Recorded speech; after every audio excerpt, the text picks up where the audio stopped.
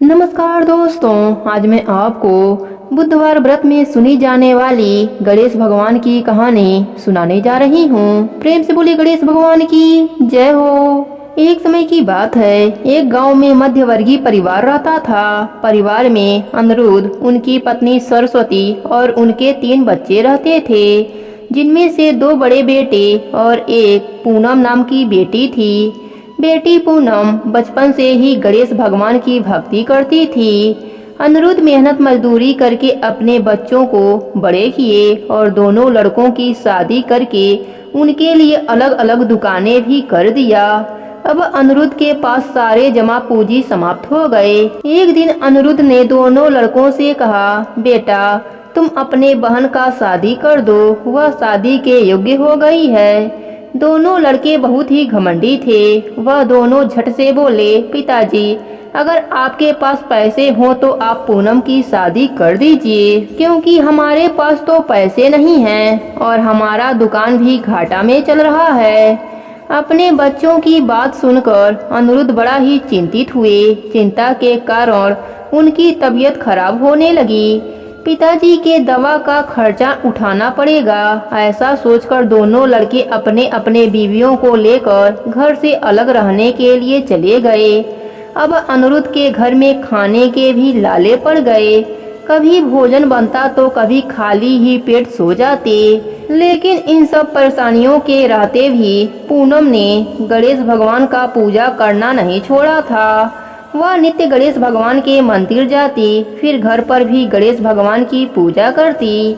एक दिन गणेश भगवान उसके घर एक वृद्ध साधु के भेष में आए। पूनम ने साधु बाबा को बैठाया, पानी पिलाया और जो मंदिर में प्रसाद मिला था उसने साधु बाबा को बड़े ही प्रेम से खिलाया।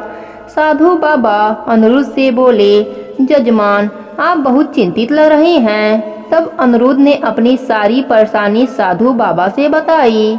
साधु बाबा मुस्कुराए और बोले, पुत्र संकट हमेशा नहीं रहता, इसलिए आप चिंता को छोड़िए। मैं आपको एक योग्य वर के बारे में बताता हूँ। साधु बाबा ने बताया कि पड़ोसी गांव में एक साहूकार रहता है। उसका पुत्र विवाह के योग्य हो गया है।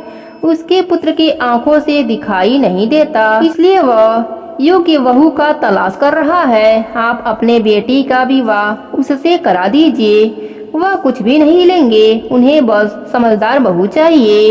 यह बात सुनकर पहले तो अनिरुद्ध मना कर दिए, पर पूनम तैयार थी, इसलिए वह भी हाँ कर दिए। शादी धूमधाम से हो गया। ससुराल में पूनम गणेश भगवान का नित्य नियम करती रही। शादी के चौथे दिन चमत्कार हुआ।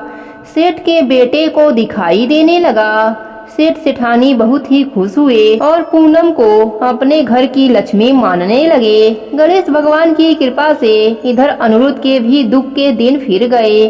उसके घर में अन्य धन का भंडार लग गया। इसलिए तो गणेश भगवान को संकट नाशन भी कहते हैं। हे गणेश जी महाराज, जैसे आपने उन सब पर कृपा करी, वैसे ही अपने सभी भक्तों पर अपनी कृपा बना के रखना। कहानी अधूरी हो तो पूरी करना, पूरी हो तो मान रखना। प्रेम से बोलिए गणेश भगवान की जय हो, बुद्ध देव की जय हो।